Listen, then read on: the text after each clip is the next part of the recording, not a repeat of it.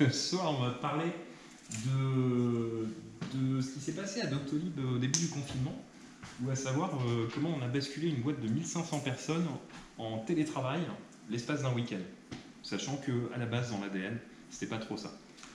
Euh, Qui est déjà tombé malade dans la salle? Du Covid. Ou de n'importe quoi d'autre. Donc j'imagine que vous connaissez probablement tous cette interface. Si vous êtes tombé malade, vous avez sûrement eu à chercher un médecin. Alors des fois on va directement sur le site, des fois on cherche un médecin dans Google et puis on finit sur une page du site, etc. Mais en fait ça représente 5% de l'activité de Doctolib. C'est vraiment le type de l'iceberg. Chez Docto on fait plein d'autres trucs. On fournit un agenda aux médecins avec plein de services qui les aident. On fait de la téléconsultation et plein d'autres choses. On a été créé il y a 7 ans à peu près. On est une société qui est franco-allemande. On a grosso modo, je dirais, 2 tiers d'effectifs en France et un bon tiers en Allemagne. Et on est déjà plus de 1500 personnes 7 ans après le démarrage de la société. Donc pour nous, une belle croissance, on est hyper contents. Mais il y avait un truc qui nous définissait de manière assez forte, c'est qu'on avait une forte culture du présentiel dans la boîte. C'est-à-dire que on ne faisait pas trop de télétravail. Tous les développeurs venaient sur site, voire même en tant que développeur, on avait tendance à aller voir les médecins dans les cabinets pour voir comment ils travaillaient, pour savoir comment on allait faire pour les aider à améliorer encore leurs outils et leur quotidien en fait. Et en fait, on a eu plein de gens, on a eu plein de locaux, on a décidé de rationaliser tout ça et on a ouvert un seul gros Doctocampus à Levallois pour tout ce qui se passait en Ile-de-France, parce qu'avant on avait des locaux à Paris, dans le Sentier, des locaux à Paris dans le 8e, enfin il y avait au moins 3 locaux et éparpillés partout. Et du coup, en janvier 2020, on a ouvert le Doctocampus. Et du coup, qu'est-ce que la direction a dit? La direction, elle a dit « Tout le monde au Doctocampus !» Donc on est allé au Doctocampus, c'était hyper cool, 7 étages, une magnifique terrasse, une top cantine, on était super contents. Et puis en fait, un mois après, février 2020, arrivée du coronavirus. Noterez la rime Doctocampus, coronavirus. Je fais un gros effort de scénarisation, donc j'espère que vous apprécierez. Donc du coup, la direction a dit un truc. Tout le monde à la maison. Voilà, ça s'est passé comme ça, peu de choses près. Maintenant, il ne restait plus qu'à trouver comment faire bosser 1500 personnes de la maison. Sachant qu'on ne le faisait pas du tout avant. Je vais vous parler un petit peu des 5 niveaux du télétravail qu'on a identifié chez Docto quand on a bossé sur le sujet. Je vous encourage d'ailleurs à aller voir la documentation d'une boîte qui s'appelle GitLab. C'est un concurrent de GitHub, désolé Microsoft. Mais ils ont une particularité, GitLab, ils sont remote first depuis le début. Ils ont toujours bossé remote et ils ont écrit une documentation qui est genre la bible de référence du télétravail. Donc allez-y. Eux, ils ont identifié 10 niveaux. Nous, on n'est pas allé jusque-là. Et donc, ces 5 niveaux, le premier, c'est Doctolib, il y a 7 ans. Pas de remote. Tout le monde sur site. Et voilà. On bosse sur site. Quand on a besoin de parler avec quelqu'un, on se lève, on le trouve, on lui parle. Tout va très vite et tout. On est très content. Et puis après, on a introduit le remote exceptionnel. Yes. Du coup, j'avais une question un peu comme ça. Du coup, tu dis aller vers les gens, aller chercher les personnes. Du coup, ça veut dire que l'email est quelque chose de... Comment dire, de proscrit presque en fait. Là, non? Alors, c'est pas proscrit. C'est pas proscrit, ils sont tout à fait acceptés. Mais en général, c'était quand même plus rapide d'obtenir une réponse quand on allait chercher les gens en direct. Et on a une culture qui est hyper centrée sur les gens en fait. Quand on a voulu servir nos utilisateurs, les médecins, parce que comme je vous l'ai dit, nos premiers utilisateurs, c'est pas vraiment les patients. Les patients, on en a beaucoup plus que des médecins, mais nous, notre objectif, c'est d'aider les médecins plus efficaces, à dégager plus de temps médical pour leurs patients, etc. Et du coup, on avait l'habitude de passer énormément de temps avec eux. Et ça impliquait d'aller les voir, etc. En fait, il n'y a pas de problème avec l'email. On utilisait souvent l'email pour les coms officiels, garder une trace quand on avait une communication avec un partenaire extérieur, etc. Mais quand on voulait qu'un truc se passe sur le moment, on allait voir les gens. Et voilà. Petit à petit, on a commencé à faire un peu de remote exceptionnel. Alors qu'est-ce que le remote exceptionnel? C'est une personne qui doit attendre une livraison à la maison, donc elle reste à la maison. C'est quelqu'un qui a un problème quelconque, qui a besoin de rester à la maison. Voilà. Ça reste exceptionnel. C'est un individu isolé de temps en temps dans une équipe. Et il n'y a rien d'institutionnel. Et les autres travaillent de la même manière. Ils ne changent pas leur méthode de travail pour cet individu isolé. Après, on a le remote hybride. Le remote hybride, c'est quand, dans une boîte, il y a une équipe qui décide de bosser en télétravail et les autres restent sur site. Alors du coup, ce setup-là, il nécessite soit une déconnexion entre les équipes, parce qu'en fait, on ne peut pas travailler, quand on a l'habitude de travailler en physique, avec des gens qui ne sont pas là. On est obligé de changer nos méthodes de travail, d'aller les chercher par un outil d'instant messaging, d'aller les chercher par des emails, etc. Mais du coup, voilà, c'est un setup un peu mixte. C'est très certainement un des moins intéressants de toutes les échelles de remote qu'on peut trouver, parce qu'après les équipes ont besoin de savoir qui est en remote et qui n'est pas en remote. Le remote first. Alors là, je vous ai mis une photo de bureau vide, mais le remote first, ça ne veut pas dire que les gens sont chez eux.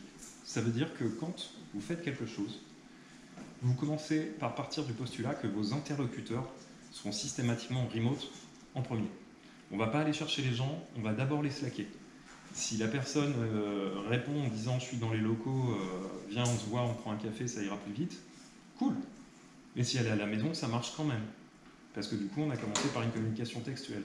Quand on veut passer des messages à l'équipe, plutôt que de se lever, aller dans le bureau de l'équipe et dire « hey, vous pourriez faire ça », on envoie un message sur Slack ou un mail. Mais toujours l'écrit avant l'oral. Donc ça, c'est très certainement le premier step solide dans une migration vers le remote. Et finalement, le dernier step, qui est le plus rigolo, qui a que quelques sociétés qui ont réussi à atteindre, c'est le remote only. Ça veut dire qu'on n'a même plus de bureau. Voilà, c'est vide, le désert. Et ça nécessite beaucoup d'aménagement, ça nécessite d'ajouter beaucoup d'asynchrone dans le travail. Et voilà. Nous, on n'est pas encore arrivé jusque-là. On a toujours un très joli Doctocampus, mais on pratique en ce moment un truc où on fait des roulements d'équipe. Chaque équipe est présente une journée par semaine dans les locaux, et ça nous permet d'avoir du coup une capacité d'accueil qui nous permet d'éparpiller les gens dans les locaux et d'éviter les risques liés à la crise sanitaire actuelle. Du coup, notre baromètre du télétravail, il reprend ces 5 levels. Doctolib, comme je vous l'ai dit, il a commencé à peu près là, avec du remote un peu exceptionnel de temps en temps. Et coup de bol énorme, et ça je vous promets, c'est pas une stratégie ou quoi que ce soit, c'est un énorme coup de bol. En fait, dès janvier, à Doctolib, on avait décidé d'ajouter institutionnellement 2 journées de travail aux équipes tech en remote. Donc 2 journées fixées. Tout le monde savait par exemple que dans telle équipe, le mercredi et le vendredi, les gens étaient à la maison. Ou pas, parce qu'ils pouvaient venir, mais c'était des jours de remote first. Du coup, ça nous a appris, pendant 1 mois avant que la crise explose, à passer avant tout par des communications écrites. Et c'est un peu ce setup-là que je vous décris. À la tech, les devs, les product managers, etc. étaient remote first 2 jours par semaine, mais le reste de la boîte, les opérations, c'est-à-dire les équipes support qui répondent aux appels des médecins, des patients, et les équipes sales qui essayent de vendre la solution à des docteurs, étaient quand même sur site. Et après, en fait, on a accumulé beaucoup d'expérience à la tech sur ce mois parce que c'était un choc culturel pour nous. Et dès que la crise a basculé, très très vite, l'espace du week-end où on a pris cette décision, on a fait circuler toutes les bonnes pratiques qu'on avait prises à la tech. Et du coup, la boîte s'est retrouvée vraiment en mode remote first. Aujourd'hui, on est encore en mode remote first. Je sais que mon jour de présence dans les locaux, c'est le mardi, mais tous les jours de la semaine, quand je dois contacter quelqu'un, je démarre par Slack parce que j'ai plus de chances de trouver la personne en ligne que physiquement dans le bureau. Du coup, là je vous donne rapidement une chrono de ce qui s'est passé. On va s'intéresser à un truc. Moi, ce que j'aimerais que vous emmeniez avec vous ce soir, c'est par rapport au télétravail, si vraiment il y avait une chose importante, la plus importante, j'aimerais qu'on soit tous alignés sur celle-là et que vous embarquiez des astuces par rapport à cette chose la plus importante d'une bascule en remote. Est-ce que c'est les outils? Non. En fait, non. Exactement. C'est hyper important, mais c'est pas le plus important. Ça aide énormément. Alors, nous, on a adopté une stack d'outils. On utilise Slack, comme je vous l'ai dit, pour l'instant messaging. On utilise des emails pour tout ce qui est broadcast de communication importante, parce que Slack, c'est très bien, mais faire des annonces sur Slack, on ne peut pas s'attendre à ce que les gens soient constamment sur Slack. C'est hyper anxiogène de se dire, il ne faut pas que je rate un message dans Slack, sinon je vais rater une info importante. Donc on utilise les emails pour les broadcasts importants. On utilise pour la visio Google Meet. On fait des rétrospectives d'équipes agiles. Je pense que vous connaissez tous, je vais enfoncer une grosse porte ouverte, mais une rétrospective, c'est un meeting chez Docto qu'on fait toutes les 2 semaines, où les membres de l'équipe présentent leurs points de douleur, leurs succès, et on essaye d'améliorer collectivement nos process d'équipe comme ça, en essayant de trouver des solutions. On va trier les points par vote d'intérêt, chacun va mettre 3 points sur les sujets qui l'intéressent, et on va débattre pendant 45 minutes, 1 heure, de ce qu'on a envie de faire pour ça. Et le point suivant, on va faire un bilan des actions qu'on a effectuées, et on va changer nos process pour travailler encore mieux. Le problème, c'est que organiser une réunion comme ça en visio, c'est hyper dur. Et il y a une boîte qui s'appelle Parabole, qui a fait un outil qui marche hyper bien. C'est un tableau blanc virtuel. On peut coller des post-it, les retourner, etc. C'est pile poil adapté pour ça. Jira. Toutes nos tâches sont dans Jira. Jira, c'est un outil de ticket qui permet de créer des tâches, de créer des tickets de bugs, etc. Et chaque sujet, projet qu'un développeur développe est une tâche dans Jira. Et nous, on utilise une représentation type Kanban, donc avec des colonnes, et notre objectif, c'est de faire passer les tickets d'une colonne to do à une colonne done, avec une definition of done. Pour ceux qui kiffaient le pair programming, on le faisait en visio, mais on avait aussi pas mal d'aficionados de VS Code, très bel outil Microsoft, bravo. Et il se trouve qu'il y a un super plugin pour ça qui s'appelle LiveShare, qui permet de travailler à 2 dans le même IDE. C'est top.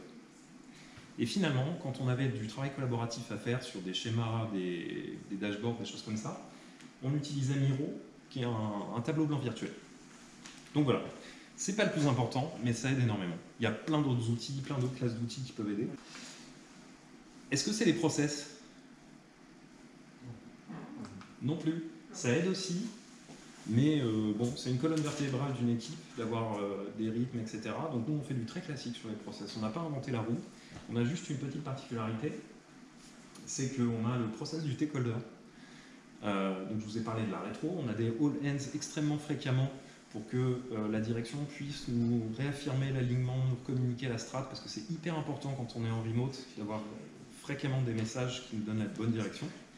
On fait des daily stand-up comme à peu près tout le monde, mais le process du stakeholder, c'est assez particulier. C'est un dev qui va être sélectionné dans une équipe et qui va être en fait le technical advisor, architecte, chef de projet du projet. Et ce rôle-là, il tourne dans l'équipe en fait. On n'a pas un tech lead, on a 150 tech leads. Le stakeholder, il assume tous ces rôles-là. Ouais. Et donc, c'est hyper formateur, parce que du coup, tu fais de la gestion de projet, tu fais de l'archi, etc. Et c'est vraiment très cool. Et le fait que ça roule, du coup, ça fait... Ça permet de faire monter tout le monde. Du coup, vous travaillez en mode agile? Ouais. Avec du Kanban, du daily stand-up, de la rétro agile régulièrement. Et après, quand on estime qu'on a un besoin particulier, on va utiliser des process de post-mortem ou des choses comme ça, voire de pré-mortem dans certains projets. Mais ouais, on est agile. Et hop. Et le plus important finalement, qu'est-ce que c'est? Humain. Exactement. C'est vraiment les gens. Et en fait, pour ça, on a plusieurs canaux pour s'occuper des gens. En premier lieu, il faut savoir qu'on a le manager qui voit toutes les semaines chaque personne de son équipe, au moins une demi-heure. C'est le minimum syndical requis, quoi. C'est hyper important, d'autant plus en période de crise, d'autant plus en période de changement. Donc du coup, il y a ce truc-là. Vous allez voir votre manager toutes les semaines. Et on a rajouté dès le début de cette bascule, qui était un énorme changement non anticipé, on a fait des sondages anonymes toutes les 2 semaines dans les équipes pour évaluer et corriger les impacts qui étaient relatifs à cette bascule en remote. On s'est très vite rendu compte qu'il fallait partager des bonnes pratiques avec toutes les équipes, et celle-là, je vais vous les partager un petit peu.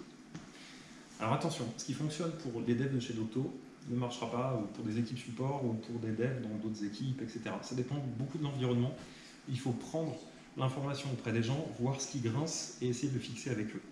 Si vous ne prenez pas comment dire, si vous ne prenez pas les gens qui souffrent d'un problème dans la résolution du problème, ils auront du mal à adopter la solution. Et du coup, en fait, nous, on a détecté 2 problèmes qui piquaient fort au début du confinement. L'isolement social et la surcharge de travail. Parce qu'en fait, quand on passe de sur-site à remote, les gens ne savent pas s'arrêter. On a l'impression que comme on ne montre pas ce qu'on est en train de faire, on a besoin d'en faire 2 fois plus pour se distinguer. Du coup, les gens se crament à la tâche. Ils donnent beaucoup d'énergie, du coup, il faut les aider à garder une balance clean entre le boulot, le perso, savoir couper à 1 heure, à réussir à débrancher la tête, etc. Et ça, je vais vous donner 2-3 tips. Pour l'isolement social, en fait, nous, on a déployé des cafés virtuels. 1 à 2 fois par jour, on prenait un café avec l'équipe, en visio, où on s'interdisait de parler boulot. C'était 30 minutes de détente sur le dernier film qu'on avait vu la veille, la dernière bêtise que son chat avait fait, ou n'importe quoi d'autre. On a même fait des jeux, du Scribble, des petits bacs, des choses comme ça. L'objectif, c'était de garder le lien humain, en fait. Ça coûte pas cher, c'est 1 demi-heure de temps, et ça fait énormément de bien à une équipe, en fait. Et du coup, si l'équipe cale un peu, parce que c'est difficile de démarrer ce genre de truc, vous pouvez faire des trucs, utiliser des icebreakers, comme montrer vos animaux, parler du dernier film que vous avez vu, demander aux autres qu'est-ce qu'ils ont vu l'an dernier, sortir des sujets absurdes comme quelle est la chanson que vous détestez le plus au monde, jouer à des jeux comme de vérité, un mensonge, etc. Il ne faut pas hésiter à sortir des choses qui ont l'air peut-être un peu naïves ou candides, mais qui vont vous aider à reconnecter en tant qu'individu. Il faut se parler. Alors, tous ceux qui sont devs ici le savent. Dans une PR, une pull request, on a très facilement tendance à très vite tomber dans un débat sans fin où les gens ne se comprennent pas parce qu'ils se parlent de choses différentes mais avec des vocabulaires, des synchros. Et en fait, la seule solution pour ce truc-là, c'est se parler à l'oral. D'autant plus que, à l'écrit, un texte neutre paraîtra comme passif-agressif. Même si vous êtes la personne la plus neutre et la plus plate du monde, vous allez sembler agressive à moins d'user et d'abuser de smiley, de bonjour, puis-je m'excuser, etc. Donc n'hésitez pas à vous parler, quoi. C'est du basique, mais c'est probablement le truc le plus important pour que la communication continue de passer correctement. Préserver l'équilibre pro-perso. En fait, ça c'est aussi le nerf de la guerre. C'est génial d'avoir quelqu'un qui se défonce au travail, mais au bout d'1 semaine, en fait, il va finir cramé. Donc du coup, c'est un marathon, pas un sprint. Du coup, il faut vraiment surveiller les signaux faibles, autant les vôtres que ceux des autres, et la jauge d'énergie, et puis se construire des rituels de début de journée, de fin de journée, etc. Moi, en fin de journée, j'avais encouragé ma femme, qui était basculée aussi en remote, à fermer son ordi et à poser une nappe par-dessus, juste pour ne plus le voir. Et rien que ça, en fait, ça l'empêchait de recommencer à 21h, 22h, de rouvrir pour relire des mails, etc. Donc ça, c'est des astuces hyper importantes. Et surtout, si vous êtes comme moi et que vous ne savez pas vous arrêter quand vous commencez à bosser sur un truc, planifiez-vous des pauses dans la journée. Oui ? 3 minutes. Très bien. On passe en... documentez tout. On vient de le dire. Remote first, text first. Tout ce qui n'écrit pas n'existe pas. Enfin, tout ce qui n'est pas écrit n'existe pas. Et je vais essayer de parler français pour la fin de cette présentation. Merci beaucoup.